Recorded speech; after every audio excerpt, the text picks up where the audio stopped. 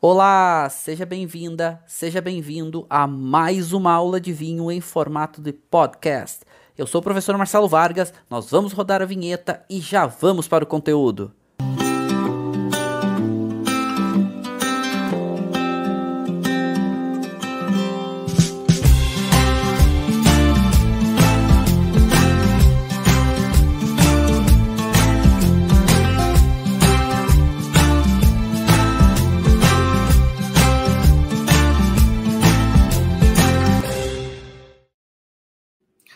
Então sejam todos muitíssimos bem-vindos. Hoje uma aula muito especial.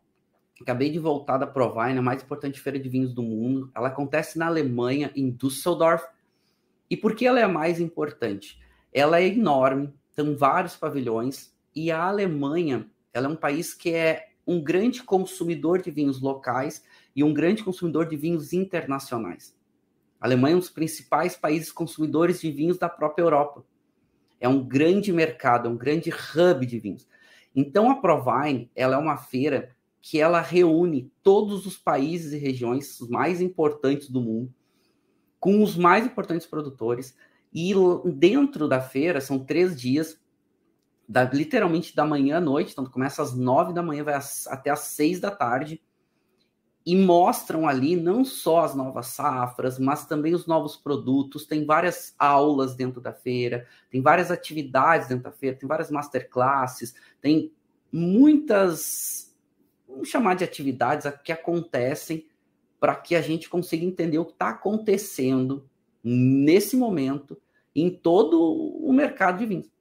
Então, imagina a gente poder degustar os produtores, a gente poder degustar diferentes produtos, né, degustar diferentes produtores ali apresentando seus produtos para a gente poder provar e entender o que está acontecendo. Esse ano foi um ano muito especial. A gente está falando de uma feira com quase 50 mil pessoas passando pela feira, para vocês terem noção. E um detalhe, ela é uma feira exclusiva para profissionais. E esse é um dos grandes destaques da Provine, porque não entram consumidores, são só técnicos, profissionais do mundo dos vinhos.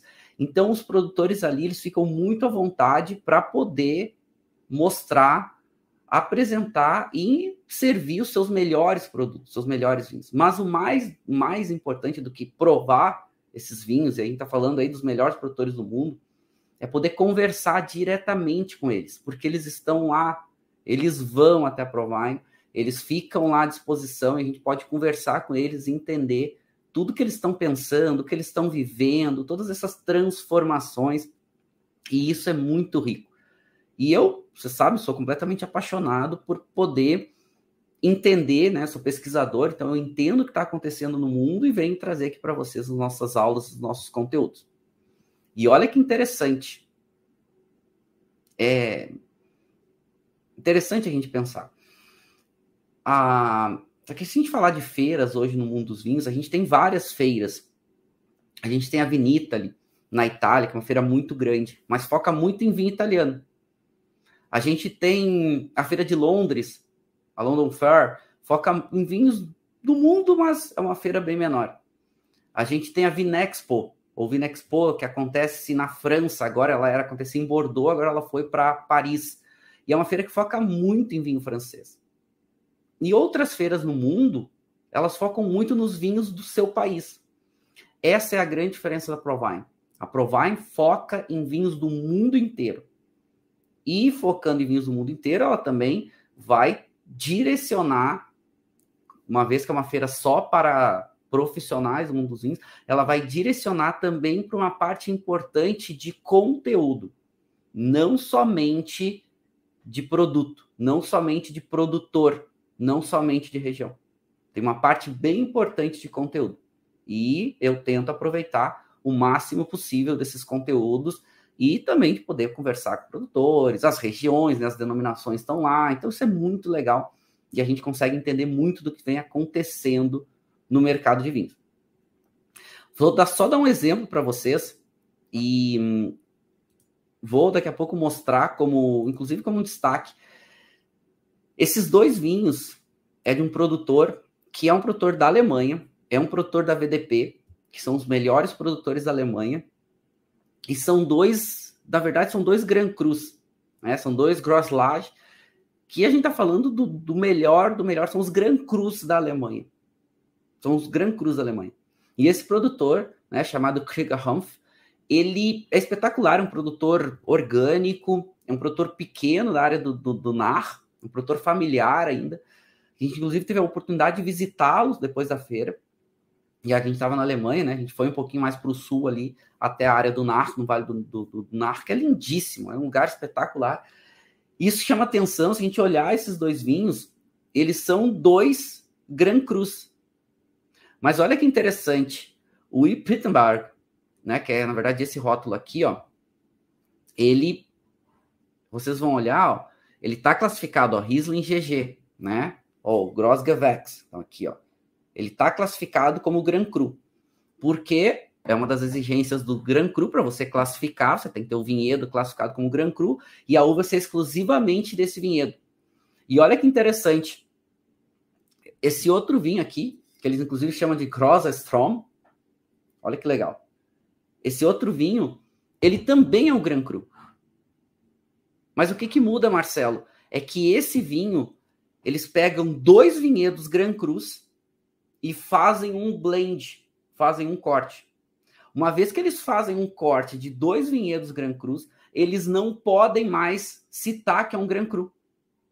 Então, o que ele cita? Como um vinho regional. Então, aqui, ó, ele pode citar que é um Gran Cru. Inclusive, eles vão marcar aqui, ó, com o símbolo da VDP, ó, símbolo da águia, ó, aqui, ó, o símbolo da águia, e vão classificar na garrafa, ó, que são os Gran Crus secos, os Grossgewächs, e vão classificar aqui, ó, Grossgewächs, vão classificar aqui atrás, ó, como Grosslage, ó. Então, é um Gran Cru e classificado como um Gran Cru alemão. Só que aqui, eles pegam 2 vinhedos de Gran Crus e fazem um blend. Então, eles não podem citar como um Gran Cru.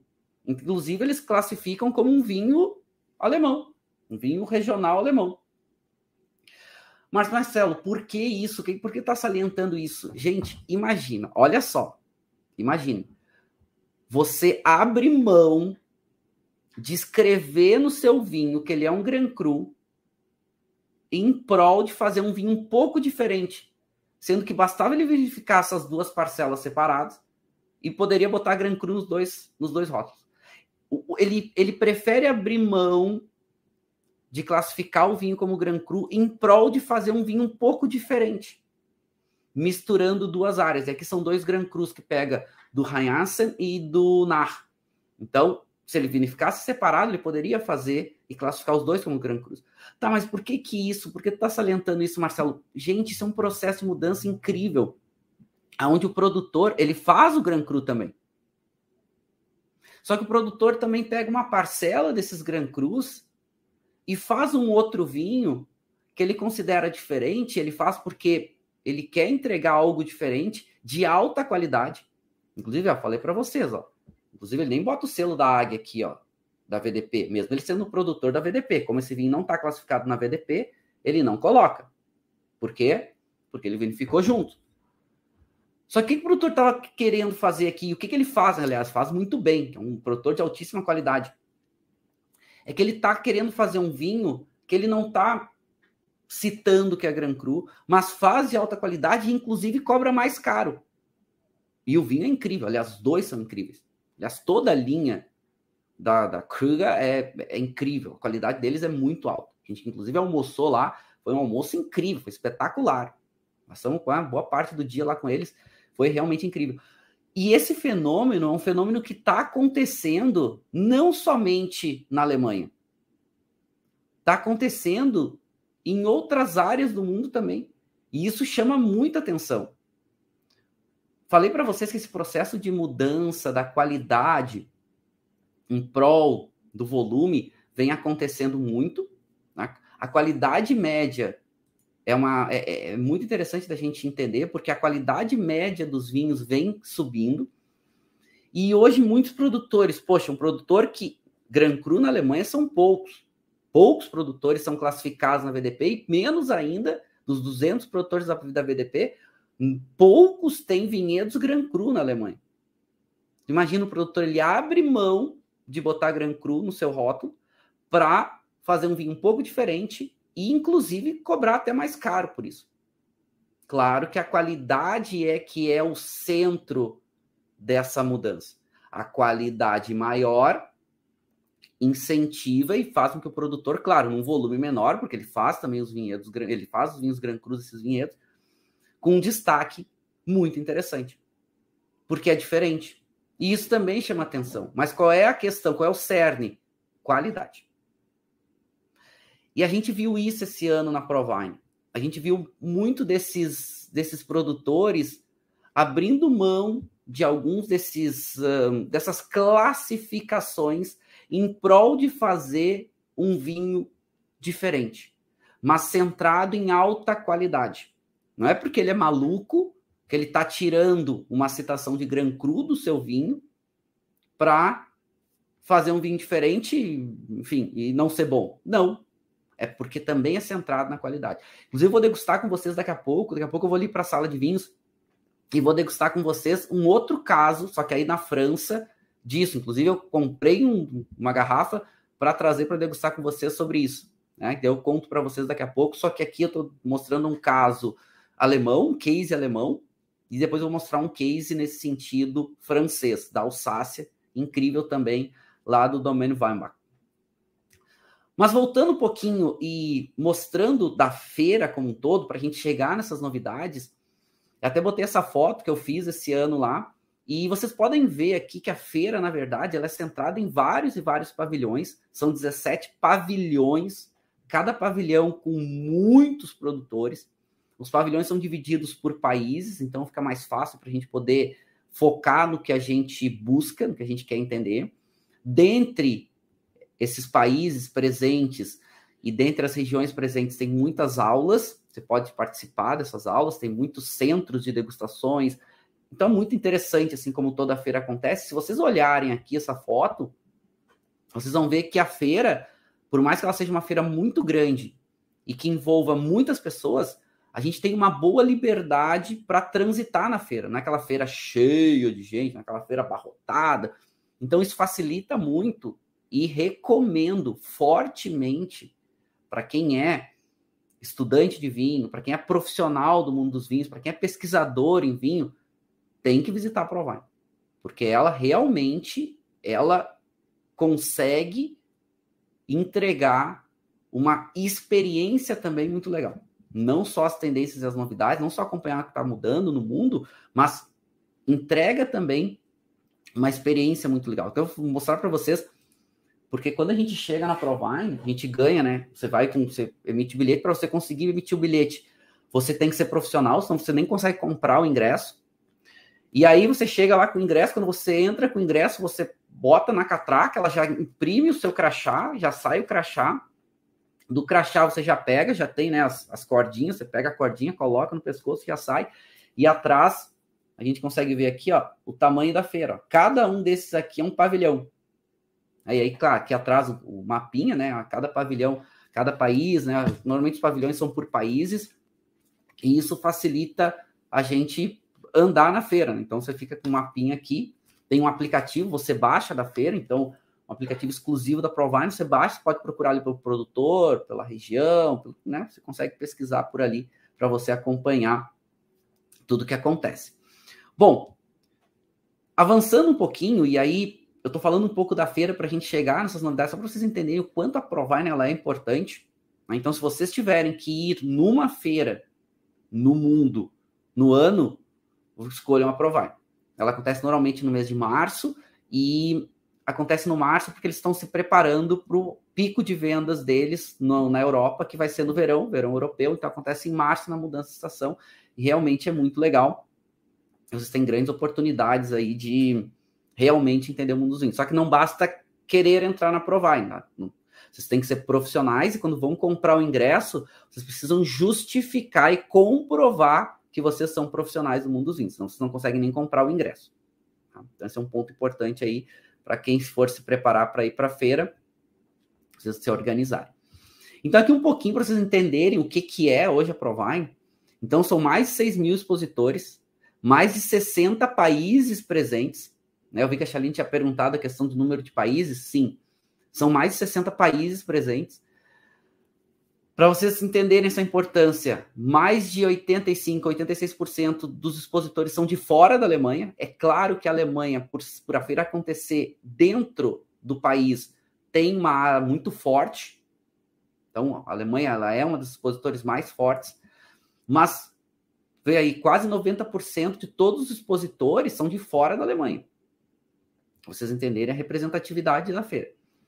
Maiores países presentes. Então, Itália em primeiro lugar, França em segundo, Alemanha em terceiro e depois a Espanha. Uma coisa que me chamou muita atenção esse ano foi o Novo Mundo bem mais presente. E eu achei isso muito interessante. A ala, os pavilhões de Novo Mundo, que aí envolvem, né, Brasil, Argentina, Chile, Austrália, Estados Unidos, África do Sul, eles bem maiores, inclusive bem mais representativos. Não é que Velho Mundo diminuiu, não, é que Novo Mundo cresceu. E o local onde acontece a feira, no local, a estrutura chamada Messe Düsseldorf, que é o centro de eventos de Düsseldorf, ele comporta aí um crescimento maior da feira, porque é praticamente um bairro inteiro, tanto que para rodar entre a feira, a gente, para sair de uma entrada na outra, a gente demorou 20 minutos caminhando, só de um lado ao outro da feira, 20 minutos caminhando, correndinho, para rodar a feira inteira. A gente fica nos 3 dias, não consegue rodar tudo, então tem que montar uma estratégia do que é mais importante para acompanhar e para ver na feira, porque realmente é super destacado, precisa estar bem organizado para conseguir ver tudo. E estamos falando aí de quase 50 mil pessoas passando na feira. E a organização ela é incrível, Você só entra na feira, cada stand, o produtor tem as suas taças, a feira fica trocando as taças o tempo inteiro, então você chega lá, você pega uma taça limpa, você degusta os vinhos do produtor. O produtor ele tem a maior boa vontade de atender, de explicar, ele está com seus melhores vinhos lá, ele vai te dar a atenção que precisa. É realmente incrível, é realmente espetacular. E profissionais de 141 países que estavam presentes esse ano, 2023, lá na Provine. Então, olha que essa riqueza, não só de mais de 60 países, produtores de vinhos representados com produtores e regiões, mas também profissionais do mundo inteiro, onde a gente pode conversar, a gente pode perguntar o que está acontecendo no país deles, nas aulas que acontecem dentro da feira, a gente troca muita experiência, a gente conhece pessoas diferentes, né, de lugares diferentes, isso é incrível, assim. Então, é uma grande troca e realmente ela é espetacular, né, realmente vale muito a pena. E um pouco do que a gente viu de mais novidades, a gente falou essa questão, né, a qualidade média dos produtos estão cada vez maiores. Os produtores, eles têm a consciência que para se manter no mercado e ganhar mercado, qualidade é fundamental. E aqui uma observação importante, tá, gente? Qualidade também no sentido de estilo e perfil. Então, qualidade não é só dos grandes vinhos. Qualidade é no sentido de acordo com o perfil. Então, vamos lá. É um vinho de maior volume, é um vinho um pouco mais barato, mas o produtor vai fazer o melhor possível dentro daquele estilo e daquele perfil. Por mais que sejam vinhos mais econômicos, sejam vinhos de entrada. Essa é uma mensagem importante. A qualidade média dos produtos como um todo tem aumentado. E isso é muito significativo. Isso é muito importante, porque nós, consumidores, a gente tem acompanhado isso. Agora, a gente vê isso também de uma forma consciente dos produtores, ou seja, para se manter no mercado, ganhar e conseguir fazer uma boa atuação, precisa ter qualidade, indiferente do perfil do estilo. Assim como essa consciência também, que me chamou muita atenção na questão de sustentabilidade. Como assim, Marcelo? Poxa, mas não tem vinho orgânico, biodinâmico, vinho de menor intervenção? Tem e vai continuar tendo. Só que uma mudança que a gente acompanha no sentido de entendimento. Os produtores, eles estão entendendo que mais importante do que tu ter um selo comprovando que você é um produtor orgânico, biodinâmico, enfim, que é importante, são importantes selos, é a consciência de que o planeta está mudando, o mundo está mudando. O aquecimento global chegou e está afetando todas as áreas, a gente já vai falar sobre isso daqui a pouco. Então, a consciência de produzir de uma forma mais racional para todo o meio, não só para o planeta, mas para as pessoas, para os trabalhadores que estão envolvidos no processo, a questão dos próprios produtos. Sustentabilidade é uma palavra que a gente vai ver cada vez mais presentes. Inclusive, muitos produtores fazendo vinhos de forma orgânica e até biodinâmica e nem certificando, porque certificar é caro. Mas fazendo porque são conscientes disso. Aqui trouxe um exemplo para vocês, lá de Brunello de Montalcino. E por que eu escolhi Brunello de Montalcino? Poderia escolher vários países, várias regiões para falar, inclusive, né? Mostrei os vinhos da Krieg. A Krieg é um produtor orgânico, né? Lá do Nar, na Alemanha. Mas, se vocês olharem, esse produtor aqui se chama Podere Le Ripe. Podere Le Ripe é um produtor de Brunello de Montalcino. Brunello de Montalcino é a denominação de maior valor agregado da Itália e a mais comercial da Itália. Os vinhos mais caros. E se vocês olharem aqui, esse produtor, ele é um produtor biodinâmico, ele é um produtor orgânico por natureza, ele é um produtor que tem um cuidado enorme em tudo que ele faz, exatamente para preservar toda a ideia, cultura, produção, cuidado com a natureza. Ele tem um vinhedo que ele chama vinhedo bonsai, que é um vinhedo com... o vinhedo de maior densidade de vinhas no mundo. Ele tem mais de 65 mil pés de videira em 1 hectare. É um negócio impressionante. Inclusive, o vinho nem tá aqui, né? Chama vinho bonsai, chama bonsai. E até foge da regra de denominação de Montalcino, então ele classifica até como IGT Toscana. Mas a qualidade e o perfil dos vinhos, os vinhos de alta qualidade, claro, com um perfil bem diferente de Brunello convencional. E eu não estou dizendo que Brunello convencional é ruim, ou não é isso. Estamos falando da denominação mais de maior valor agregado da Itália. Mas esse produtor, desde o começo, uma produção muito centrada no lugar, na natureza, de preservar o máximo do seu ecossistema, né, de estar envolvido com o processo como um todo, inclusive com as pessoas. E se vocês entrarem no site da Podere Le Ripe, vocês vão ver que até o site deles é diferente. Eles dão um valor para os funcionários, eles destacam os funcionários fazem uns comentários assim, mais relacionados com o que eles entendem, com o que é mais representativo. Então, sustentabilidade hoje é uma palavra que ela é melhor entendida e que cada vez mais vai estar em destaque. Os produtores estão vendo a necessidade de produzir de forma mais consciente. De forma mais consciente é para todo o ecossistema, não só a natureza, mas pessoas e tudo mais. Então se preparem aí que cada vez mais a gente vai ter os produtores centrados nisso. E uma coisa interessante é que essa ideia de sustentabilidade, que também envolve uma produção mais consciente, envolve uma maior, um maior cuidado com a natureza, é interessante porque o perfil dos vinhos fica um pouco mais, digamos que, mais centrado no que o lugar pode entregar. Aquela ideia, de terroir, a gente vai passar um pouquinho daqui a pouco, aquela ideia de terroir, a valorização do terroir, isso é muito, muito interessante. E gosto bastante desse novo cenário de não só buscar trazer a produção consciente para uma ação de marketing, mas fazer porque realmente é necessário. Isso é muito interessante. Então, aqui um case que vale a pena a gente acompanhar. Uma outra coisa que a gente está vendo é anos e safras cada vez mais quentes. Isso está fazendo com que a produção média, volume, tenha se diminuído cada vez mais, principalmente nas regiões mais clássicas do mundo.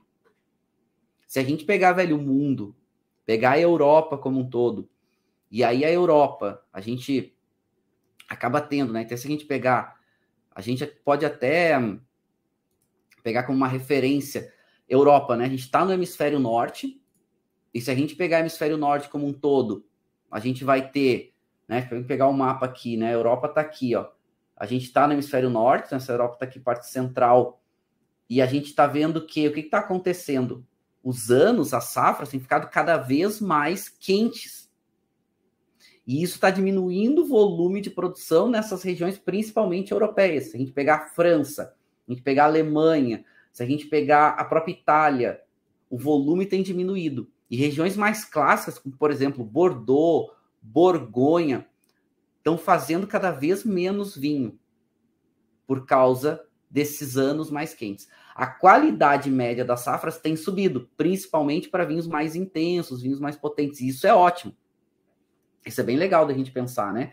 Agora, a gente está vivendo um momento onde o aquecimento global tem trazido anos e safras mais quentes. Então, regiões mais clássicas têm, inclusive, diminuído muito o seu volume de produção.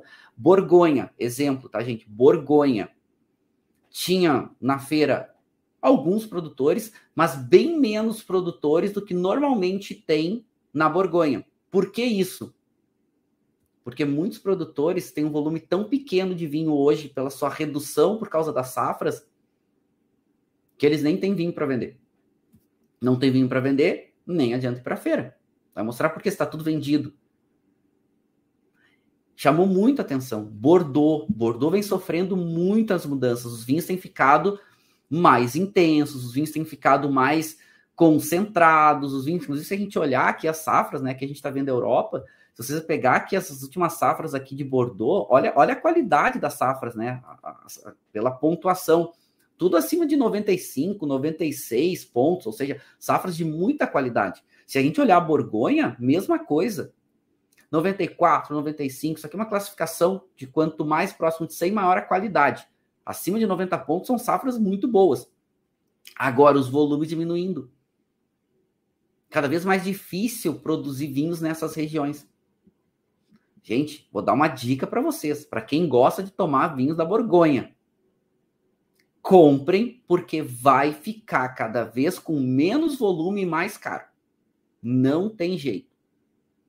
Estive na Borgonha agora, final do ano passado.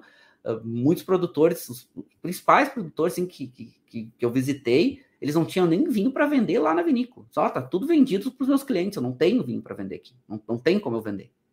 Não tem. E já está tudo alocado nas próximas safras para quem é cliente e os volumes são cada vez menores. Então, vale a atenção para isso. Tá? E isso por quê? Por causa do aquecimento global. O aquecimento global trouxe anos mais quentes, mas mudou muito o ciclo da videira como um todo. Inclusive, se a gente olhar na Itália, eu mostrei antes a França, mas se a gente pegar aqui a Itália e pegar aqui isso para aqui o velho mundo como um todo, percebam que é um fenômeno que está acontecendo na Europa inteira. A Europa inteira está debatendo sobre isso. Anos mais quentes, mais secos, as safras menores, muito problema na brotação, na floração, geadas tardias. Isso tudo por causa dessa mudança que o clima tem passado. E aí trazendo mudanças de tempo muito mais constantes e imprevisíveis. Aquelas ideias que se tinha, né, aquelas referências, aqueles conceitos, mudando muito rapidamente. Então, vamos ficar atentos aí, porque vão ter muitas outras mudanças acontecendo, e isso está trazendo um debate muito grande, principalmente nas regiões mais destacadas, permitindo mudar as regras das denominações para poder se adequar a isso. Bordeaux, por exemplo, a gente viu que Bordeaux mudou e permitiu, depois de muitos e muitos anos, a entrada de novas variedades. E hoje Bordeaux está muito centrado, a gente está falando das regiões mais tradicionais de vinhos do planeta. Bordeaux hoje muito centrado no que a gente falou antes, sustentabilidade. Então essa questão de produção mais consciente, porque está mudando muito, permitindo novas variedades, ainda em testes em Bordeaux, porque está mudando, eles estão buscando variedades mais resistentes, eles estão buscando variedades que consigam resistir melhor a esse processo de mudança. E isso não está acontecendo só em Bordeaux. Tive Champagne também no final do ano passado, Champagne debatendo Olha só, champanhe debatendo novas variedades e variedades até resistentes e até variedades híbridas. Eu não estou dizendo que as variedades híbridas vão entrar nos vinhos de champanhe. Não, mas eles estão vendo, mas está mudando, está ficando mais quente. O que a gente vai fazer? E isso também está mudando um pouco o foco e o direcionamento dessas regiões mais clássicas. Se Borgonha já não está mais conseguindo produzir na demanda que o mercado tem, alguém vai produzir e atender essa demanda. Isso eu trago para vocês daqui a pouco. Mas vamos acompanhar muito, porque esse processo de mudança que o aquecimento global está trazendo, está mudando muito o perfil dos vinhos e principalmente dos protagonistas. E também nos estilos. Antes era muito fechado e muito conservador. Por que hoje produtores estão se permitindo fazer, mesmo produtores de melhores áreas, com vinhedos melhores classificados, estão se permitindo fazer vinhos fora das classificações, cobrar caro? Não é só por uma ideia de fazer um vinho diferente, é também porque eles sabem que daqui a pouco vai ser o caminho que eles vão seguir. Então vai testando agora, vai fazendo um pouquinho diferente, vai ganhando notoriedade também por isso, para depois, quando precisar desbravar essa nova realidade, ou seja, quando isso já for preponderante, absoluto, presente, eles já estão preparados para esse processo como um todo. Então vamos acompanhar, porque não tem jeito. Está mudando e está cada vez mais difícil. Não está fácil. Aqui só uma comparação com essa questão, né, de regiões, aqui comparando. A gente pegou a Califórnia, né? Aqui fazendo uma comparação entre a Califórnia e estados mais para o norte dos Estados Unidos, que são estados mais frios, principalmente Oregon e Washington State, e aí fazendo fronteira com o Canadá. O que a gente via aqui? Que essas áreas, por serem mais frias, no Oregon e no Washington State, com um ciclo diferente da videira, porque quando tu tem áreas mais frias, normalmente tu aquece menos e o frio chega mais cedo. Áreas mais quentes, o que acontece? Aquece mais e o tempo aonde permanece as temperaturas mais altas também se estende por um tempo maior. Isso faz com que tu consiga estender o ciclo da videira por mais tempo.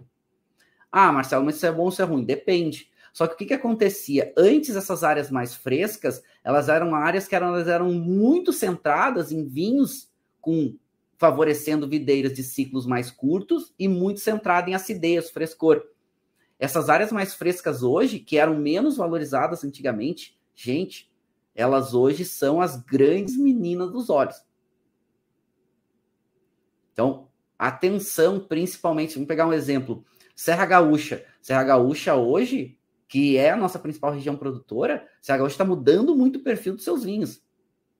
E mudando daquele caráter mais cítrico, fresco para os vinhos brancos e vinhos espumantes, aquele caráter mais de fruta mais fresca, menos álcool, está mudando para um perfil Serra Gaúcha de vinhos um pouco mais intensos, vinhos um pouco mais alcoólicos, mais extraídos para os tintos, e os vinhos brancos espumantes ganhando mais o caráter da fruta, ainda mantendo uma boa acidez, ou seja, essas regiões vão virando grandes protagonistas pelo mundo.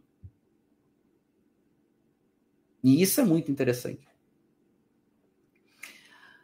Bom, se a gente está falando no processo de mudança, e eu já vou responder algumas perguntas de vocês aqui, vocês estão trazendo perguntas bem interessantes, e acho legal responder para vocês, mas falando desse processo de mudança, vou mostrar aqui para vocês, esse é um vinhedo Grand Cru, na Alsácia. A gente, depois que saiu da feira, a gente foi até algumas regiões da Alemanha, depois algumas regiões da França, principalmente na Alsácia. E eu foquei muito produtores e vinhedos orgânicos e biodinâmicos. Esse aqui é um domain na Alsácia. Esse domain se chama Domain Weinbach. Ele é totalmente biodinâmico, inclusive certificado, Demeter. E se vocês olharem aqui, essa colina que vocês estão vendo aqui atrás, ela é uma colina Grand Cru da Alsácia. Ela é uma colina Grand Cru. Inclusive o vinho que eu vou degustar com vocês daqui a pouco eu vou ali para a sala de vinhos, aí eu vou degustar com vocês um vinho que é um vinhedo aqui desse vinhedo. Mas na Alsácia, agora que está começando a autorização de alguns poucos vinhedos de uvas tintas, somente Pinot Noir, classificarem como Grand Cru. Isso depois de décadas. A Alsácia agora conseguiu aprovar alguns poucos vinhedos classificados como Grand Cru. Para tintos, porque a Alsácia tinha os Grand Crus brancos, as 4 uvas clássicas da Alsácia, brancas, já tinha alguns vinhedos classificados como Grand Cru. Aqui é um vinhedo Grand Cru para uvas brancas. E aqui eles têm implantado Riesling, Domaine Weinbach.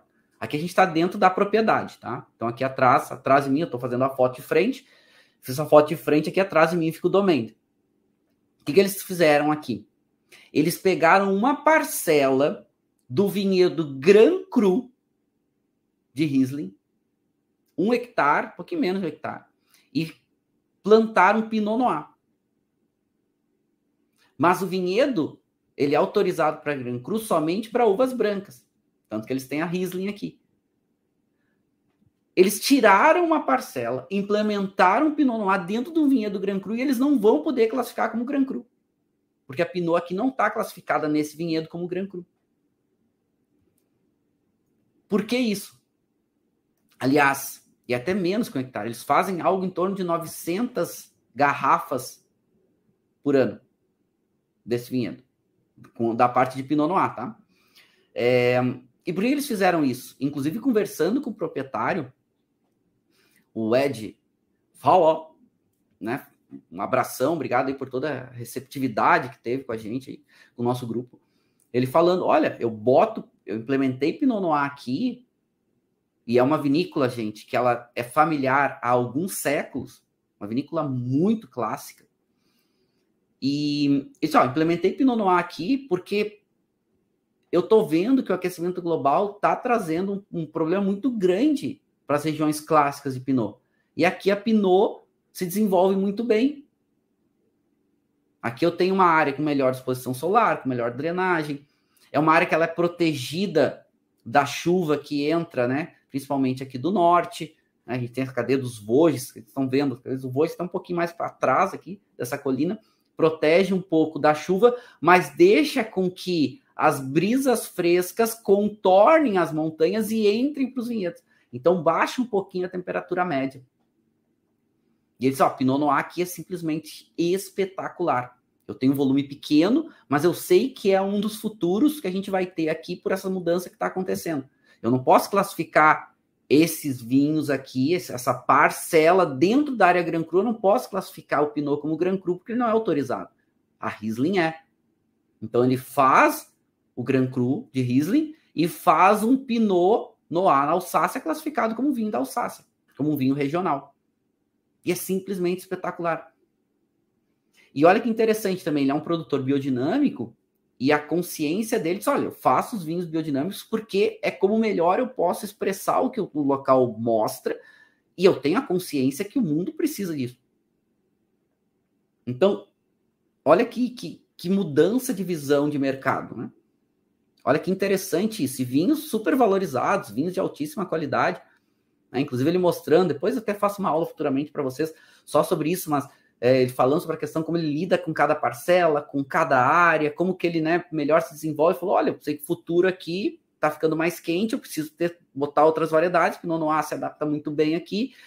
Tudo bem, estou abrindo mão de uma parte de vinho Grand Cru, vou classificar como Pinot Alsácia, não tem jeito, né, Alsácia, mas vou fazer um vinho de alta qualidade. E eu sei que talvez isso seja o futuro desse meu vinhedo aqui. Não só do meu vinhedo, como também, talvez, um dos grandes oásis para Pinot no mundo daqui a 10 anos seja a Alsácia. Algumas áreas da Alsácia. Então, olha que interessante.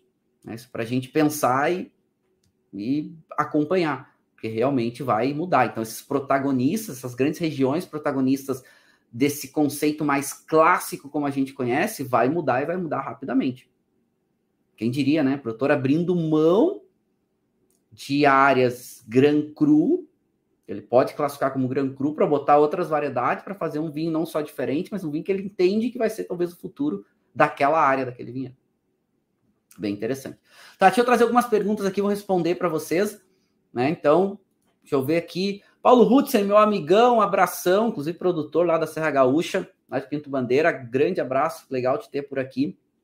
Não esqueci do nosso projeto, a gente em breve conversa sobre isso, caríssimo, inclusive várias novidades vindo lá da Europa. Vamos ver aqui, o Everton Fraga, um abração, Everton, dizendo, essas mudanças climáticas podem fazer com que os produtores afetados comprem vinhedos em outros países para tentar aumentar o volume? A resposta é sim, Everton, mas não só para aumentar o volume, mas para fazer vinhos diferentes e talvez com novas regiões se tornando protagonistas e eles terem né, outras áreas para poder ter diferentes vinhos e áreas diferentes e vinhos diferentes. Então, a gente vai ver muito aí coisas mudando, né? A gente vai ver muitos protagonistas, países, regiões, estilos, uma mudança muito grande acontecendo. A Ridley falou, bom dia, você tem livros de sua autoria, principalmente falando dessas variedades? Não, livro publicado eu não tenho vários artigos, se você entrar lá no meu site, né, tem vários artigos publicados lá, então fica lá à vontade, talvez dar um pouquinho mais, acalmar um pouquinho a agenda, eu faço um livro, até tenho vontade para os alunos fazer um livro, mas ainda falta tempo. Né? A gente tenta fazer um livro bem legal, mas tem vários artigos publicados lá, vocês podem acompanhar, tá? Daria muito mais do que um livro lá, só com os artigos publicados, fora que não está publicado ainda. A Charlene falou, considero que um bom vinho é um conjunto de fatores e sua história, vai além da qualidade do fruto da videira e o processo de produção como um todo. É verdade, cada vez mais, a gente falava que antes para vender vinho era contar uma história. E isso é verdade, ainda é. A diferença é que hoje as pessoas estão mais conscientes, estão procurando coisas diferentes, estão abertas a produtos diferentes. Falei para vocês, poxa, o produtor me falando, olha, aqui eu tenho o vinhedo Grand Cru, faço um vinho Grand Cru, aqui eu tenho outro vinhedo Grand Cru, faço um vinho Grand Cru, e eu faço um vinho que é o blend desses dois Grand Crus, mas eu não posso classificar como Grand Cru, porque a regra não permite. Mas eu fiz. Antigamente, o que o mercado faria? Me dá o Grand Cru. Hoje o mercado já está mais aberto a coisas diferentes. Poxa, deixa eu provar esse vinho que é diferente, me interessa. Deixa eu provar, por mais que eu pague mais caro, por mais que né, seja um vinho que não vai estar classificado como Grand Cru, o mercado hoje absorve por ser diferente, mas por ter qualidade. Tá? Então o mercado hoje está mais aberto a isso. A Liliane perguntou, o Brasil participa da feira, da Provine? Participa, tá? Inclusive com bons produtores lá, é bem legal o stand que a Wines of Brasil monta com produtores, é bem legal, tá? Então tinha vários amigos lá, tava o pessoal da Pisato, tava o pessoal da Métier, tinha vários produtores lá, bem legal, tá? Gostei bastante. Então um abraço e um beijo pro pessoal do Brasil que tava lá na Provine, muito legal, não só os técnicos, né, entendendo, visitando a feira, como também vários expositores lá, fazendo um trabalho bem legal. O Fernando perguntou, professor, percebi que a exposição de vinho sem álcool foi bem significante esse ano. Sim, tem várias observações bem legais. Primeiro, a área de vinhedo, a área de expositores orgânicos e biodinâmicos, ele tem um pavilhão só para eles, porque é opcional. Então, o produtor ele pode escolher se ele quer ficar na área do país e da denominação que ele é, ou que ele pode ir para a área dos orgânicos e biodinâmicos. É um pavilhão só para esse.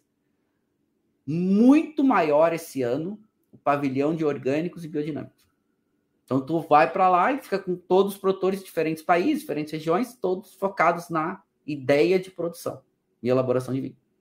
Muito interessante. E também a questão dos vinhos sem álcool um pouco mais presente, novas embalagens mais presentes, enfim, algumas coisas que eu vou contar para vocês aqui durante a aula. Clarice, bom dia. O Valdir e eu estamos acompanhando também. Queridos, estavam com a gente lá na feira. Beijo para o Valdir e para a Clarice. Queridões, nos acompanharam. Que foi uma alegria a gente estar lá. Foram dias incríveis de colocar em prática, teoria de sala de aula, muitos vinícolas excepcionais. Exatamente, foi incrível mesmo, tá? Foi incrível também. Gostei bastante do que a gente viveu lá e tudo que eles trouxeram de novo. Enfim, foi bem interessante. A Denise perguntou, existe algum site para acompanhar quando e onde tem feiras de vinho pelo mundo? Então, Denise, tinha uns sites que faziam umas centralizações. Esses sites descontinuaram um pouquinho durante a pandemia. As feiras pararam também durante a pandemia. E agora eles estão voltando. Aí eu devo fazer futuramente uma aula só sobre as feiras de vinho no mundo, um pouco do perfil, características e tudo mais.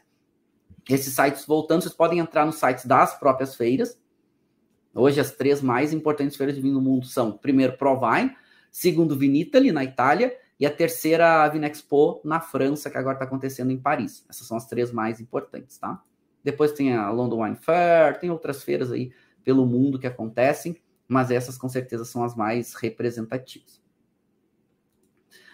O Carlos perguntou, o que é um vinhedo Grand Cru? Boa pergunta, Carlos. Na verdade, um vinhedo Grand Cru é um vinhedo numa área específica que tem o mais alto nível da denominação, mais alto nível de reconhecimento, normalmente, da sua denominação, e que pode, daquela área específica, escrever Grand Cru no seu rótulo.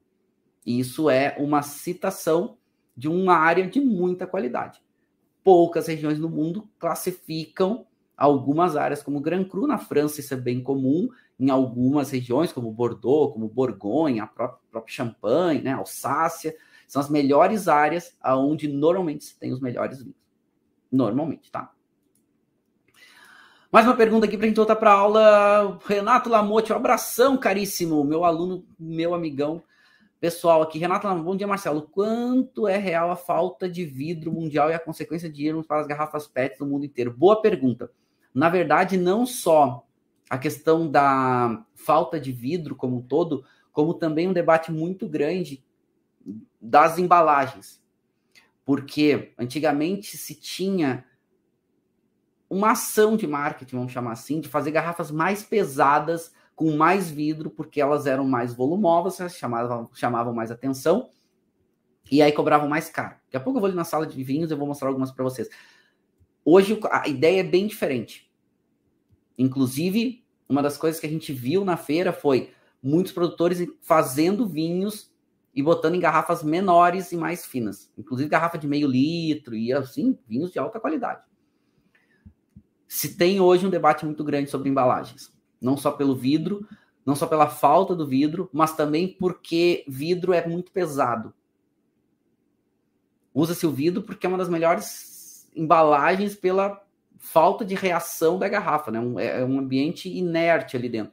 É uma matéria inerte, é um produto inerte. Mas quanto mais pesado, mais também entra na questão ambiental de, né, mais pesado, custa mais para transportar, se tem mais a questão, né, de poluição, porque quanto maior, mais peso, mais se vai gastar combustível, mais se vai poluir o planeta. Então tá um grande debate aí, é um dos pontos que cada vez mais vai estar presente no mundo dos vinhos, referente à questão de embalagens, tá? Aliás, bom comentário, boa pergunta. Legal, trago mais perguntas para vocês daqui a pouco, vamos avançar um pouquinho, que eu quero ir lá para a sala de vinhos, degustar com vocês um vinho, daqui a pouco eu vou lá e eu quero provar, inclusive, provar o vinho desse vinhedo, tá? Bom, se a gente está falando de aquecimento global, se a gente está falando de mudança, o que a gente está falando?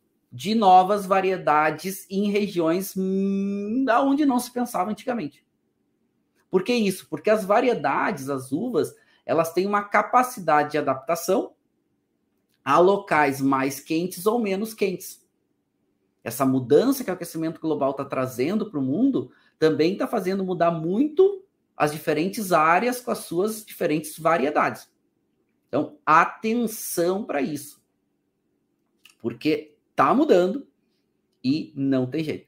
A gente está vendo agora áreas que tu não pensavas em ter determinadas variedades, essas variedades aparecendo e ganhando algum protagonismo, inclusive. Tá? Isso aí nas aulas específicas eu venho falando para vocês, e aí conforme a gente for avançando aí em algumas regiões, eu trago alguns exemplos para vocês, mas a gente vê uma tendência a também as variedades autóctones estarem mais presentes, as variedades autóctones que antes não se pensava, as castas internacionais com uma nova pegada, com um jeito diferente de ser explorado, já vou mostrar isso para vocês, e os produtores também mais abertos a fazer coisas um pouquinho diferentes. E esse mais aberto chama atenção para um novo debate, aliás, o debate não é novo, mas um novo viés para o debate mão humana. Mão humana no sentido de influência do homem no conceito de terroir. Essa aqui foi uma aula, né, com um Master of Wine chamado Pedro Ballesteros, que foi, ele estava apresentando as grandes safras dos últimos 20 anos em Rioja. Rioja, uma das denominações mais importantes de vinhos do mundo, uma das mais importantes da Espanha e do mundo. E ele trouxe muito à tona, por causa dessas mudanças todas que vêm acontecendo, sobre essa questão da decisão humana, da mão humana, do homem como agrônomo, enólogo, no sentido de isso não pode estar afastado da ideia de terroir. Ou seja, o terroir não são só os fatores geográficos, climáticos, altitude, mas também envolve a mão do homem. E isso cada vez tem que ser mais valorizado. Essas escolhas enológicas, essas escolhas agronômicas, elas são cada vez mais importantes, principalmente em momentos de mudança. E me chamou muita atenção, porque eu defendo muito isso. Apesar de que muitos autores, quando eles trazem a ideia de terroir, eles estão associando a fatores geográficos e climáticos, né? Okay, clima e tempo faz parte da geografia, mas fatores geográficos como um todo, eu sempre defendi que a mão humana também faz parte desse contexto. Se não tem um homem escolhendo qual uva plantar, escolhendo quando vai podar, quando vai colher, depois, né, depois que colhe, como é que vai vinificar, que estilo de vinho vai fazer. E assim, esse é um debate que veio muito à tona, que me chamou muita atenção. E uma outra até poderia colocar aqui, dentro desses debates das aulas, né, nesse ano, foram referentes à influência do homem, que eu estou falando do homem como ser humano, mas protagonismo das mulheres. E as mulheres trazendo uma visão diferente para o mercado de vinhos. Ou seja, quando eu digo da mão humana, é o ser humano como um todo, mas as mulheres cada vez mais protagonistas no mundo dos vinhos. E isso é bem interessante, porque estão trazendo visões diferentes. O mundo dos vinhos é um mundo muito machista, né? Então demorou um pouco para mudar um pouco essa ideia, essa visão. E as mulheres hoje estão com protagonismo e trazendo visões bem diferentes, inclusive bem interessantes para o mundo dos vinhos. Aqui um pouquinho, né, dessa ideia de terroir, e vale muito a pena a gente cada vez mais olhar isso, cada vez mais valorizar a questão humana no sentido de escolhas agronômicas, escolhas enológicas, isso é extremamente relevante. Então, não só os fatores geográficos, fatores naturais, mas também os fatores humanos, no sentido de cada vez mais vai depender do homem para fazer vinhos melhores. Ok? Posso ter um viés de vinhos de menor intervenção, vinhos orgânicos, biodinâmicos, naturais. Isso também está falando da mão humana, porque são escolhas humanas. Então, isso cada vez mais ser valorizado, e eu acho muito legal a gente trazer isso à tona, porque essa ideia de vinhos de maior sustentabilidade, a gente está sempre olhando para o terroir. A gente está sempre olhando para aqueles fatores geográficos únicos que tornam aquele lugar tão especial, mas não dá para a gente deixar a mão humana de lado, porque cada vez mais vai ser representativo. Referente a uvas, a gente está vivendo um novo cenário muito interessante. A questão das castas internacionais, elas cada vez mais presentes e sendo utilizadas, mas num perfil de vinho diferente. Então, mesmo em regiões clássicas, e aqui até trouxe para vocês aqui uma região que é uma das mais clássicas da Itália, que é a região de Soave, lá no Vêneto, né, no nordeste da Itália, e aqui fazendo 2 vinhos com variedades internacionais, com perfis muito interessantes. Então, aqui, o Vulcaia fazendo com Sauvignon Blanc, o Oratório de São Lourenço fazendo com Carmener. Os 2 vinhos muito frescos, os 2 vinhos muito frutados, longe de ser aqueles vinhos feitos, né, aquele Sauvignon Blanc muito herbáceo, muito cansativo, né? E a Carmener, aquela Carmener também é extremamente herbácea, madeirada, não.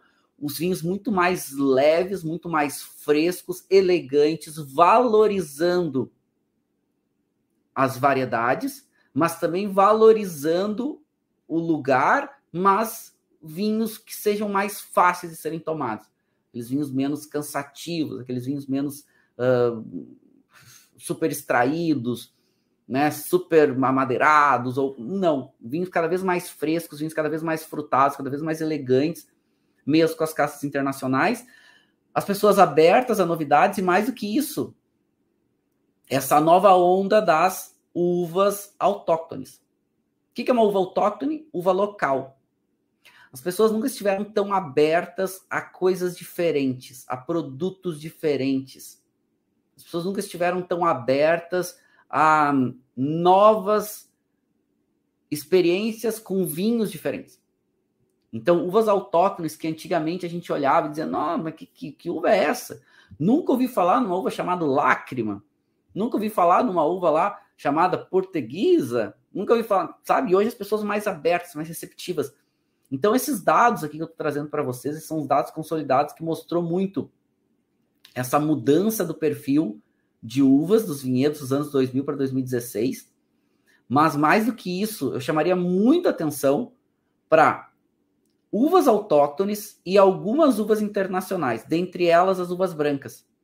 E aí eu chamo muita atenção para isso aqui, ó. Sauvignon Blanc é uma variedade que cada vez mais está ganhando espaço, cada vez mais está entrando para vinhos de alta qualidade em regiões que não se pensavam antes. Sauvignon Blanc a gente sabe que é uma variedade que precisa de bastante atenção e chamo muita atenção para esse espaço que a Sauvignon Blanc está crescendo e está ocupando em diferentes perfis. A gente sabe que Chardonnay é uma variedade muito flexível, Chardonnay é uma variedade que se dá muito bem em diferentes áreas, Chardonnay é uma variedade que se dá muito bem em diferentes técnicas de vinificação, mas as pessoas procurando coisas diferentes e a Sauvignon Blanc ocupando um pouco esse espaço, mas muito no seu estilo, de vinhos mais diretos, vinhos mais francos, vinhos com equilíbrio cada vez maior entre frescor, acidez, caráter frutado e caráter herbáceo, que é natural, né, da Sauvignon Blanc, e vinhos também com técnicas de vinificação diferentes, com passagem por madeira, fermentação em madeira, gerando vinhos um pouquinho mais concentrados, mas ainda privilegiando frescor. Ainda privilegiando esse caráter um pouco mais fresco. Então, atenção a Sauvignon Blanc. E como eu estava falando para vocês, atenção às variedades autóctones.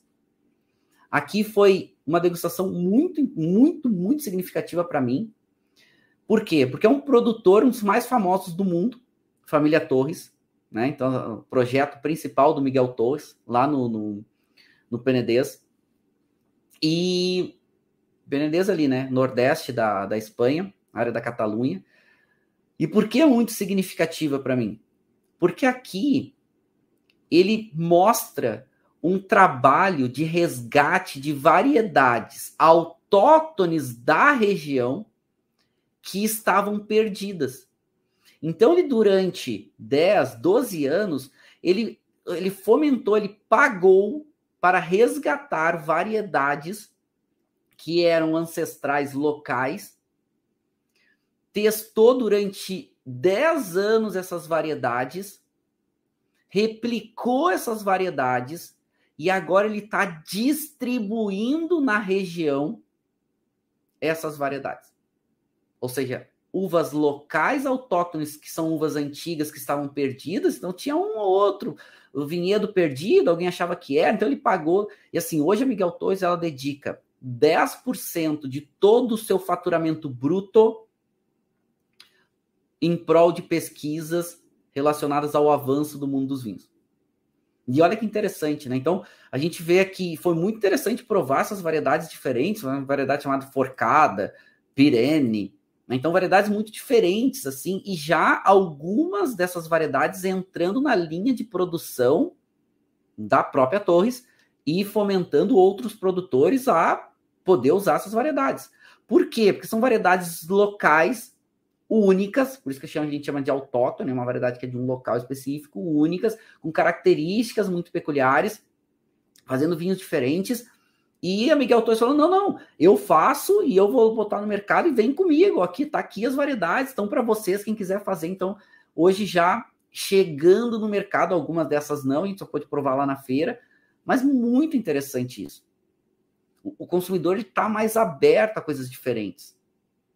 E essas variedades, muitas delas também se adaptando a essa nova, são variedades bem adaptadas a essa nova realidade que o mundo está passando.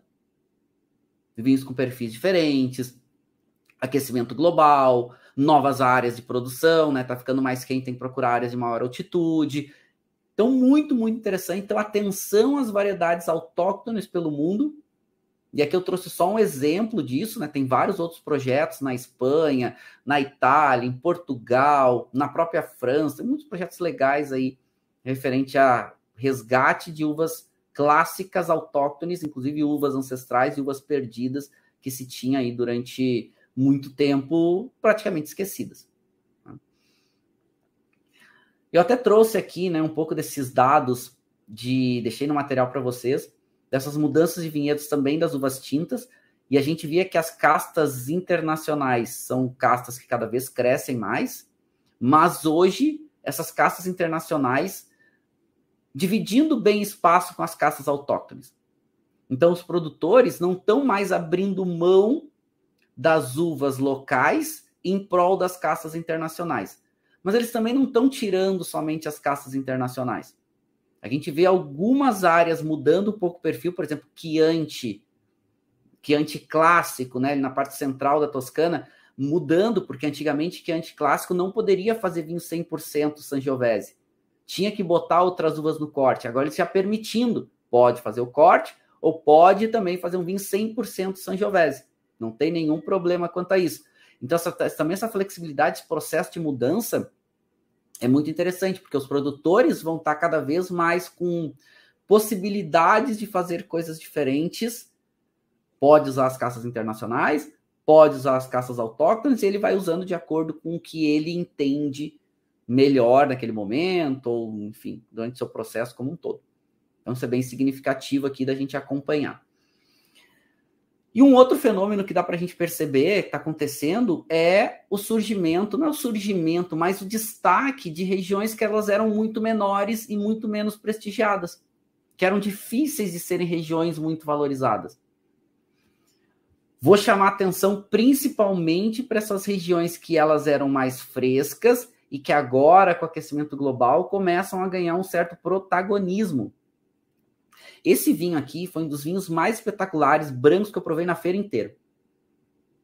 Que vinho é esse? Ele é um vinho do Südtirol, no norte da Itália, na fronteira com a Áustria, lá nas Dolomitas. Né? As Dolomitas são os Alpes austríacos ali. E impressionante o que esses vinhos hoje estão entregando de qualidade. E eram regiões que eram bem menos valorizadas, prestigiadas, né? Uma região lá esquecida, deixa lá. Tá, quando vão tomar um vinho? Quem já tomou vinho do Südtirol? E isso está acontecendo, claro, alguns protagonistas surgem na região, produtor com muito destaque, com muita relevância. Hoje está muito centrado na mão do produtor, também fazer as suas ações de marketing. Antigamente era muito nas mãos dos grandes críticos, das grandes revistas. Quando as revistas publicavam alguma coisa, um grande crítico dava uma nota muito alta, aquele produtor ficava muito destacado. Hoje em dia, os grandes críticos perderam muito essa representatividade, as grandes publicações estão cada vez menos relevantes, então hoje está muito mais pulverizado a informação. E isso, por um lado, é bom, porque sai um pouco da mão de um crítico, um autor, ou enfim, manipular o mercado. Não é manipular, não é a palavra, mas influenciar muito o mercado. Se aquela pessoa fala isso, então vai todo mundo seguir o que aquela pessoa fala. Não, hoje está muito mais aberto, e isso é legal. Então essas novas regiões menores, ou não novas, mas muitas antigas e novas regiões, podendo fazer bem os seus vinhos e mostrar isso para o mundo, e o mundo provar e gostar, e diz, poxa, que legal.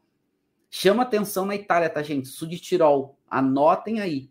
Cada vez mais. Na verdade, a região é Trentino-Alto Adige, no norte do Trentino, bem na fronteira com a Áustria, a área de Südtirol, e vinhos cada vez mais salinos, vinhos cada vez mais com intensidade, persistência de sabor, vinhos incríveis, incríveis, incríveis. Tá? Castas internacionais e algumas castas autóctones. E aproveitando, fiz aqui para vocês também um compilado desses estilos que estão cada vez mais presentes e cada vez mais em destaque. E aí, vou degustar com vocês um vinho daqui a pouco, mas vale salientar. Primeiro, vinhos espumantes. Espumantes cada vez mais protagonistas. Inclusive aqui, né, se a gente falou do Trentino Alto Adige, chamo muita atenção para esses vinhos dessa denominação chamada Trento DOC. Tem um grande protagonista lá na região chamada Ferrari. Os espumantes Ferrari, eles hoje são os espumantes oficiais da Fórmula 1. E eles chamaram muita atenção para os espumantes da região. Então, hoje, essa Trento, né, essa denominação chamada Trento DOC, muito centrada em espumantes de alta qualidade, né, até que trouxe, né, esse espumante me chamou muita atenção, o Rotary, um vintage de 2016, amplo, complexo, os espumantes cada vez mais secos também, são um ponto importante, tá? Cada vez mais espumantes, poderia salientar aqui, cada vez com menos residual de açúcar. Os vinhos laranjas, cada vez mais destacados também. Que são os vinhos laranjas? São vinhos feitos de uvas brancas em contato com as cascas. Só que diferente dessa primeira onda dos vinhos laranjas de 10 anos atrás, 6 anos atrás, agora os vinhos mais elegantes. Vinhos que a maceração curta em contato com as cascas, normalmente maceração a frio, deixando o vinho com uma textura diferente, mas ainda não virando aquele vinho com um amargor, com muita estrutura tânica, que muitos vinhos laranjas tinham essa pegada. Agora não, agora cada vez mais frescos, mais leves. Na Alemanha, na França, quase todos os produtores hoje estão tendo um vinho laranja. Espanha, então estão tendo no seu portfólio um vinho laranja porque o consumidor está querendo muito esse perfil. Os rosés cada vez mais gastronômicos, ou seja, rosés com um pouco mais de intensidade, mas uma observação, não são aqueles rosés gastronômicos de antigamente, que eram muito pesados, que eram vinhos, né, de sangria para concentrar o vinho tinto, deixar fazer um rosé mais ou menos, não. São vinhos elegantes, saborosos, são vinhos com um pouco mais de peso, um pouquinho mais de álcool, um pouco mais de volume de boca, mas ainda muito frescos, com bastante sabor, com nível de qualidade alto. Tintos cada vez mais leves. Os tintos estão cada vez mais elegantes, inclusive valorizando uvas mais leves, mas também uvas mais... aquelas uvas com tendência a vinhos potentes, concentrados, intensos, também sendo feitos de forma um pouco mais elegante. Então a gente vê mesmo Merlots mais elegantes, Cabernet Sauvignon mais elegantes, Cinsault mais elegante, Grenache mais elegante. A gente está vendo os vinhos mais elegantes, mas isso também com sabor. Não é só vinhos mais leves. São vinhos com mais sabor, mas vinhos com mais equilíbrio. Então vale muito a pena a gente ficar acompanhando, porque eu adoro vinho mais leve, mais fresco. Então, eu estou adorando esse processo de mudança. Não é que eu não tome vinhos mais intensos. Eu tomo. Mas vinhos mais leves eu entendo como uma possibilidade maior de consumo. A gente tende a consumir um pouco mais, agrada mais facilmente as pessoas. Então, atenção aí para esse processo, que é um processo bem, bem interessante, tá?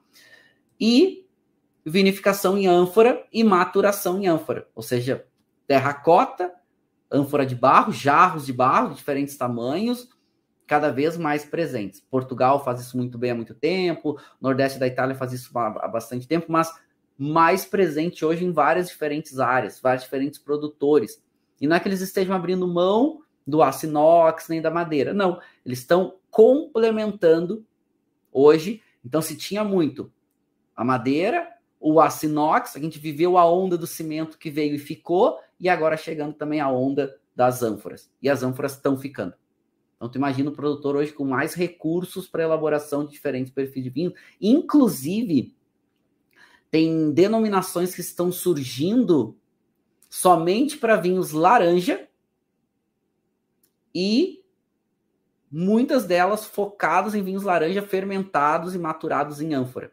Então, interessante também da gente acompanhar. A Espanha está com uma denominação para surgir em breve aí de vinhos laranjas. Vamos acompanhar, que a gente tem aí algumas novidades bem legais acontecendo aí nos próximos anos, né? Bom, e se eu falei para vocês sobre vinhos mais frescos, nada melhor do que uma grande experiência que teve lá na feira, que foi realmente muito destacado, foi que esse ano estava a União dos Grandes Crus de Bordeaux. Eles estavam no andar superior da feira, uma centena de produtores, só Grand Crus de Bordeaux, mostrando os seus melhores vinhos. Então, eles só mostravam o seu Grand Vin, que é o vinho representativo, o mais representativo da casa. Destacado. Mas assim, ó, não pouco destacado, mas muito destacado. Os vinhos Grand Cru de Bordeaux, cada vez mais frutados e também cada vez mais... sempre foram intensos, né? Sempre foram vinhos mais encorpados, mas agora um pouco mais centrado na fruta. Caráter secundário evidente, mas vinhos mais complexos, digamos que vinhos mais equilibrados, vinhos com perfil diferente. Então, os vinhos estão cada vez mais frutados. E vinhos cada vez mais, claro, é Bordeaux, é corte bordalês, Cabernet Sauvignon, Merlot, Petit Verdot, Cabernet Franc, mas mais frutados. Digamos que com vinhos mais fáceis de serem consumidos e vinhos um pouco menos cansativos quando jovens. E esse é um ponto extremamente interessante da gente acompanhar, porque as safras em Bordeaux elas estão mais quentes, né? A gente está vendo aí que as safras de Bordeaux estão cada vez menores. Eu estava vendo agora o reporte da safra de Bordeaux 2022. Uma safra extremamente quente, uma safra de novo seca, com pouca chuva, de novo com, né, alguns problemas ali em algumas áreas específicas de volume, menos produtividade, vinhos um pouquinho mais concentrados, enfim. Mas esse caráter me chama muita atenção em Bordeaux, porque a gente teve a oportunidade de provar centenas de produtores de diferentes áreas, só Grand Cru, que são os mais representativos, com diferentes perfis. Então, chamou muita atenção. Aliás, deixa eu ir para a sala de vinhos, eu vou degustar um vinho com vocês e aí a gente segue exatamente daqui. Deixa eu chegar aqui e aí vou provar, e eu vou provar um vinho com vocês e conto um pouquinho para vocês um pouco mais desse perfil desses vinhos mais elegantes e um pouco mais frutados. Volto ali da sala de...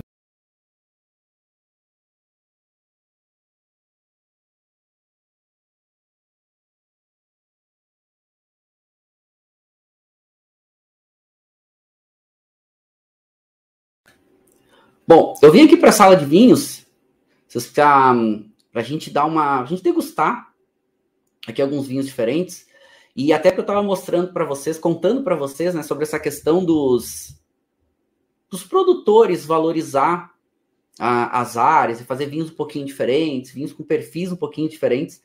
E deixa eu até mostrar para vocês aqui o vinho que eu vou estar degustando com vocês. Ele é um vinho lá da Alsácia, um produtor biodinâmico, né, que é o Domaine Weinbach, da família Falla. E esse vinho, vocês lembram aquele vinhedo que eu mostrei para vocês na Alsácia? Então eu vou pegar ele aqui para mostrar para vocês de novo. E me chamou muito a atenção, porque esse é um vinhedo Grand Cru, que é esse aqui, ó. Esse é um vinhedo Grand Cru, e se vocês olharem, é exatamente nessa colina que está aí atrás, que é o que faz os Grand Crus da Alsácia aqui. E aqui, até vou pegar para vocês, esse é o Grand Cru que faz nesse vinhedo, né? Esse vinhedo se chama Schlossberg. Ó, tá vendo aqui, ó, Grand Cru, Alsácia. Eles pegaram uma parte desse vinhedo e plantaram Pinot Noir. Só que Pinot Noir, vocês vão ver que ele tem que classificar como Vin de Alsáce, ó. Vou aumentar aqui, é mais fácil para vocês verem, ó. Ele tem que classificar, ó, como Vin de Alsáce. Tanto que eles chamam, ó, La Colline do Château. Deixa eu pegar aqui, ó. Porque é a colina do Château.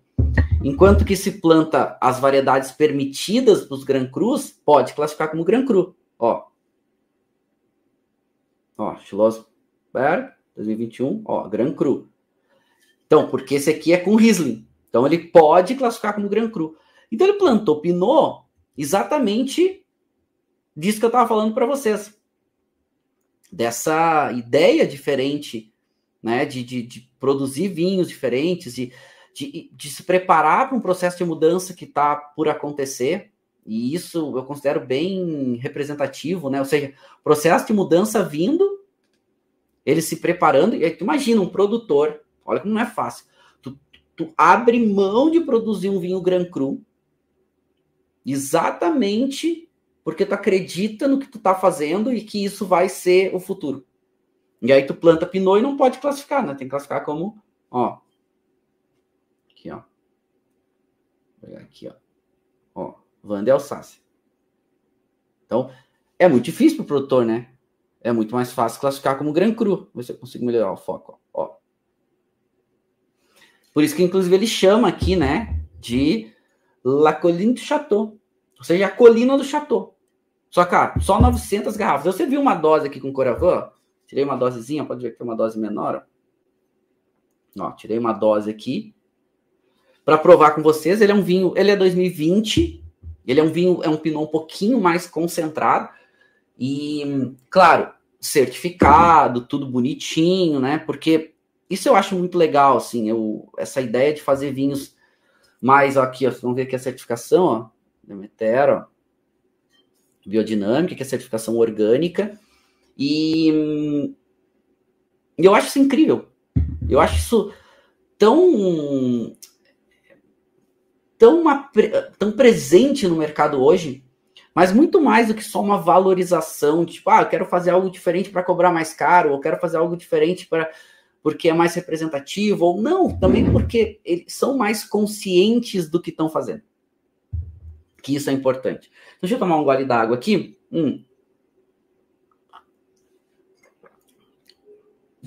Para degustar com vocês. Então, você viu uma dose aqui. Ele é um Pinot Noir 100%. Uma das novas grandes tendências aí, e falei para vocês que alguns vinhedos já, depois de muita briga, depois de muita luta, sendo autorizados com Pinot Noir Grand Cru na Alsácia. Pinot Noir é uma variedade o maior protagonista dos vinhos tintos alsacianos, e que normalmente faz vinhos um pouquinho mais intensos em sabor, né? Vinhos um pouquinho mais de volume de boca. Esse La Colline du Château, ele tem 14% de álcool, ó. Aqui, ó. Vou botar aqui, vocês conseguem ver, ó. Ops. Ok. Não sei muito bem botar o foco aqui, mas dá para ver, ó. 14% de álcool. Isso aqui é, gente, é álcool pra caramba para um vinho de Pinot. Mas, em compensação, o que a gente tem aqui? Um vinho com uma intensidade, olha, chegando em média de cor. É um vinho tranquilo, bastante brilhoso. Estou usando aqui um guardanapinho para a gente ver. Intensidade média para média menos. Mas o que interessa mais, né? Essa cor rubi bem presente no nariz. Aqui já está um grande diferencial. Intensidade média mais.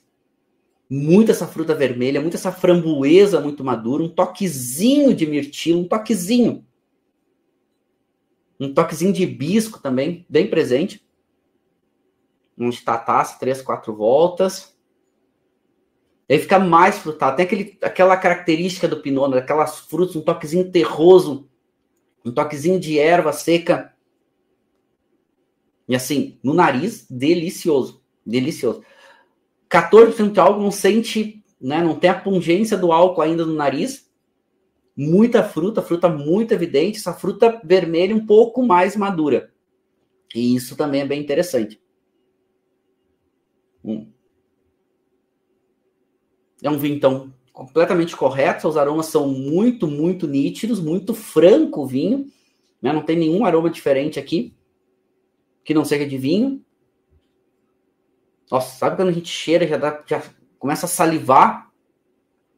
Só que a gente sente essa nota do Pinot, muito clássica, primária do Pinot Noir aqui.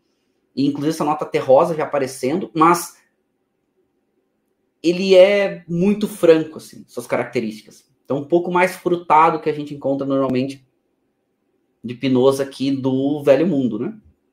Em boca.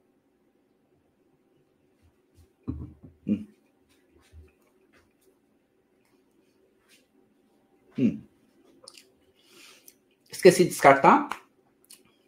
Primeiro gole a gente não avalia. Já tá aqui o copinho de descarte, né? Mas é óbvio que eu não vou descartar. Esse eu não vou descartar, né? 900 garrafas eles fazem por ano. Consegui comprar uma. Mas eu vou descartar? Não vou descartar. Vou descartar. E assim, em boca, um vinho. Primeiro gole a gente não avalia, né? Mas já dá para sentir esse frescor da acidez. Tem 14% de álcool.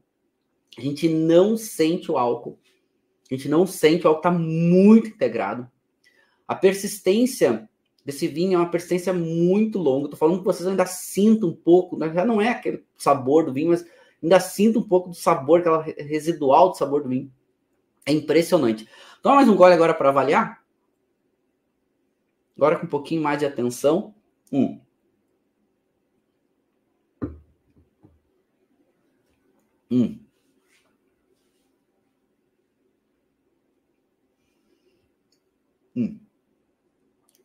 Vamos lá.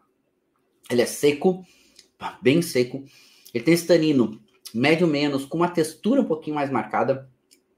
Ele tem álcool médio para médio mais, corpo médio para Pinot, acidez média mais, muita persistência de sabor. A persistência de sabor dele é muito longa, em boca essas características muito mais primárias, um toquezinho secundário, e até ele tem um toquezinho, agora já dá para a gente sentir um pouco mais, toquezinho de carne curada, aquele toquezinho de carnezinha curada, com um toquezinho defumado, e assim é delicioso, é bem característico isso de alguns pinots, é bem comum acontecer em pinot, mas normalmente pinots com um pouco mais de evolução.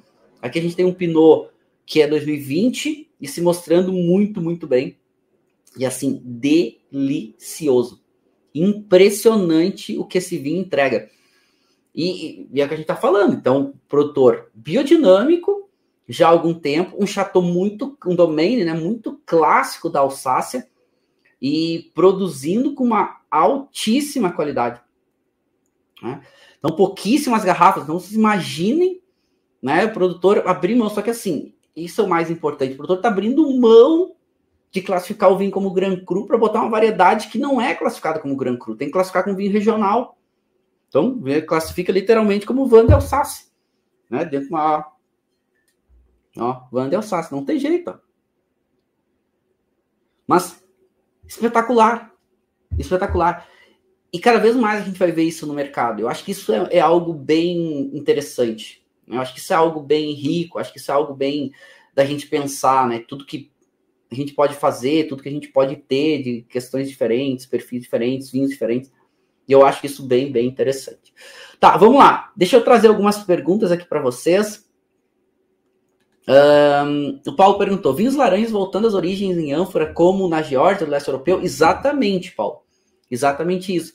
Como acontecia antigamente no leste europeu, como foi resgatado alguns anos atrás pelo Josko Gravner, lá no nordeste da Itália, lá no Friuli, e que virou um pouco de onda assim no mundo. Só que naquela época que a gente via no resgate dos vinhos laranjas, aí há 15, 10 anos atrás, uma pegada um pouco mais rústica. Agora a gente está vendo os vinhos laranjas um pouco mais elegantes, um pouco menos extraídos, porque eles passam por maceração. E isso é bem interessante. O Marcelo perguntou, e os vinhos estilo clarete? Boa pergunta, Marcelo. Esses vinhos, esse perfil de vinhos rosés novos, um pouquinho mais intensos, eles lembram um pouquinho os claretes, né? Os claretes em Bordeaux, principalmente, a grande referência, esses vinhos. O clarete é um vinho rosé mais ou menos no meio do caminho entre um vinho rosé e um vinho tinto. É um vinho rosé mais intenso. Só que os claretes como um todo, de modo geral, eles são um pouquinho mais pesadinhos. Esses rosés mais gastronômicos agora, eles têm um pouquinho mais de extração, mas muito fresco. Muita fruta, muita acidez e a extração um pouquinho maior, textura tânica um pouquinho marcadinha, um pouquinho mais de intensidade de cor, mas com muito sabor. E alguns, até para a gente observar, alguns inclusive com passagem por madeira. Interessante. Vamos acompanhar. A Rioja, alguns produtores fazendo. A gente tem o clássico rosé, né, de alguns produtores riojanos ali. Então, para a gente acompanhar aí, talvez venha uma onda de um novo perfil de vinhos rosés. Né? Então, para a gente acompanhar. É bem legal da gente acompanhar. A Cláudia falou, lembrando que os brasileiros que produzem vinhos em Lisboa, que descobriu uma uva portuguesa chamada Jean Paul, vinhos de ótima qualidade. Legal, não provei ainda. Fiquei curioso para provar agora. Fica a dica da Cláudia aí, quando eu for a Portugal, vou provar com certeza. O Marcelo perguntou, professor, assim como a variedade Pinot Noir, existe tendência de outras castas híbridas? Bom, acho que aqui algumas observações, tá, Marcelo? Primeiro, a Pinot ela é um cruzamento entre duas variedades, entre a Pinot Noir e a Cinsault, né, que é chamada de Hermitage, e nasceu a Pinotage. Mas ela não é uma híbrida, ela é uma variedade vitis vinífera, porque pegou duas variedades vitis viníferas e cruzou elas. Híbrida, a gente usa o termo quando pega espécies diferentes. Então, faz um cruzamento de uma vitis vinífera com uma vitis labrusca, por exemplo. Então, aí a gente chama de híbridas. Mas há uma tendência, sim, das híbridas. Porque o que acontece com as híbridas? As híbridas, normalmente, elas tentam buscar no cruzamento o melhor das duas espécies. A gente tem algumas espécies que são mais resistentes à seca e ao calor. E até ao tempo, mas né, vai depender muito. Vitis labrusca, por exemplo, é um exemplo de variedade que é mais resistente do que as vitis vinífera, só que, claro, os vinhos são menos elegantes, então eles tentam pegar a resistência de uma variedade, de uma espécie com a elegância de outra espécie. Então, com o passar do tempo, eles vão conseguindo. O Brasil é um grande centro de desenvolvimento de variedades híbridas. A Embrapa Vivim faz vários projetos muito interessantes e a gente vai ver aí muitos diferentes perfis de vinhos surgindo no mercado com as variedades híbridas. Mas tem uma coisa no Brasil que isso é uma coisa ainda a se discutir, o mercado vai ter que discutir isso em breve. É que se tu tem um pequeno percentual de uma outra espécie no cruzamento, não pode chamar de vinho fino no Brasil. Por mais que não tenha característica aromática, sensorial das variedades, né, que estão cruzando, porque as vitis viníferas elas são muito mais saborosas, são vinhos mais finos, são vinhos mais elegantes, e as outras espécies normalmente são um pouquinho mais rústicas, um pouquinho menos interessantes. Mas vamos ver como é que vão ser os próximos anos aí, tá? E a gente vai ter que discutir isso no Brasil em breve. É importante comentar, o Luciano falando, é importante comentar que a Alsácia tende a apresentar o protagonismo da rainha das uvas alemães Riesling e francesa Pinot Noir, seguindo a influência natural da França e da Alemanha na região. Interessante, bom comentário. E sim, vale muito acompanhar Pinot Noir na Alsácia, tá, gente? Aqui a gente tá provando um que realmente... Alguém tinha feito um comentário sobre a questão da intensidade desse Pinot. Eu até perdi aqui quem fez o comentário, desculpa aqui que eu me passei, mas alguém tinha feito um comentário sobre a intensidade, que ele é um Pinot um pouco mais intenso, né, de cor, e sim, ele é um Pinot aqui um pouco mais intenso, inclusive lá o Domínio Vai, que eles fazem um Pinot um pouco mais elegante também, e aqui é um Pinot um pouquinho mais intenso, mas assim, em boca, é uma explosão, né, assim, um vinho da jovem, mas preenchimento de boca, no meio de boca, assim, impressionante sabor desse vinho, e olha, com todo o portfólio de Pinot aqui apresentando muito bem, né? Bem interessante. Bom, vamos lá. Se estão perguntando mais alguma coisa, a Márcia tinha comentado alguma coisa que não deve descartar mesmo, ainda mais um vinho. Não descartei, esse eu não vou descartar, né? Segunda vez que eu provo esse vinho, consegui provar lá no Domain, agora que eu comprei uma garrafa e consegui provar com vocês, ainda foi difícil comprar uma garrafa, porque o proprietário foi muito gentil, 900 garrafas, né, gente, eles fazem. Então, para vender uma garrafa ainda já foi difícil convencer ele a vender e não paguei barato, tá? Paguei caro, garrafinha. Vários comentários interessantes de vocês aqui, gostei, né? Vocês entendendo bem assim um pouco dessa proposta e desse perfil, né, de mudanças. E assim, a gente tem que estar aberto a essas mudanças todas que estão acontecendo, né? O Vladimir, é a logística reversa sobre os vidros, professor? Manda outra pergunta de novo, Vladimir, não entendi bem essa questão da logística reversa sobre os vinhos, sobre o vidro, não sei se você está perguntando sobre a questão dessa mudança hoje, não é da desvalorização, né? Mas assim, não o vidro, por ele é reciclável, de modo geral. Para garrafa se usa pouco vidro reciclado. E tem uma questão hoje da garrafa para vinho, que é o seguinte: reciclar uma garrafa de vinho hoje é mais fácil tu destruir a garrafa, refazer ela, do que você higienizar uma garrafa pronta para aproveitar ela. Então, isso é uma questão que também vem muito à tona. Então, além do vidro, ele ser mais pesado, ele exigir mais, ele polui mais para transportar e tudo mais, a reutilização do vidro é complicado. Então é mais fácil hoje você destruir a garrafa, refazer ela, do que você lavar e higienizar, porque o risco de contaminação é muito grande, o custo é muito alto, então não é muito fácil assim. Então se prefere muito mais de reciclar a garrafa, no sentido de destruir o vidro, refazer o vidro, fazer uma garrafa nova. Sai mais barato. Mas não... Hoje estão se discutindo a questão do próprio vidro, né? Então essa questão do vidro... novas embalagens aqui, né? As latas estão cada vez mais presentes, né? Aqui uma brasileira clássica aqui, né? Da Pericó, faz a Juliette, nessa garrafa, essa latinha aqui, bem interessante. novas embalagens, bag-in-box e outros perfis de vinhos, assim, bem interessantes, assim, no sentido de valorizar. A gente tá trazendo à tona o debate de embalagens, e isso é importante. Vai ser vidro, não vai ser, vai mudar o tamanho, enfim. A gente está trazendo à tona por uma necessidade hoje. No Brasil falta garrafa direto, né, no mercado de vinho. A Natália falando, professor, irei da região da Borgonha, na Itália, em breve. Pode me indicar vinícolas para visitar, por gentileza? Nossa, Natália, são muitas. Minha recomendação para ti é vai nas grandes. A menos que tu tenha contato das pequenas, que as pequenas são mais difíceis. Vai nas grandes, que é, né, mais fácil, mas nunca vá sem marcar. Marque, porque senão a chance de não ser recebida é muito grande, tá? Ainda mais na Borgonha, um dos lugares mais difíceis de visitar no mundo. A Rosa, sou aluna premium, estou assistindo a aula diretamente dos Estados Unidos. Caríssima, bom te ter aqui, tá? Legal te ter aqui mesmo. Legal. Bom, turma, tem que ficar várias questões aqui. É uma aula muito legal, porque a gente traz à tona o que está acontecendo no mundo dos vinhos, e isso é muito gratificante. E a gente poder debater sobre isso, falar sobre isso, a gente poder interagir sobre isso é extremamente oportuno para nós, né? E eu acho isso muito representativo, por isso que eu rodo o mundo aí pesquisando sobre vinho, para trazer para vocês o que tem de mais atual, de mais presente, de mais tendência, mas também realidade. E é legal a gente acompanhar, então foi bacana a gente poder fazer essa grande troca aqui, e vários pontos para acompanharmos e seguirmos entendendo o que está acontecendo. Então, está mudando. A produção global de vinhos está mudando. As regiões estão mudando. Regiões clássicas tendo a necessidade de mudar mais rapidamente. E valorizar alguns perfis de vinhos, desvalorizar outros, enfim. Vamos acompanhar o que vão ser os próximos anos. E vai mudar.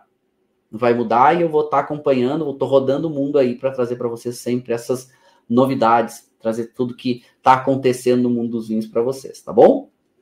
Foi incrível, adorei, a gente teve uma grande troca e acompanhe porque eu vou trazer mais algumas novidades muito em breve.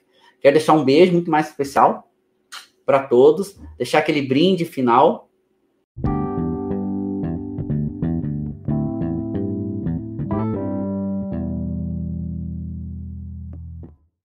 Você acabou de ouvir uma aula de vinhos do professor Marcelo Vargas, em formato de podcast. Para mais conteúdos, dicas e materiais sobre a bebida, acesse o site www.marcelovargas.org. Um forte abraço e até o próximo encontro.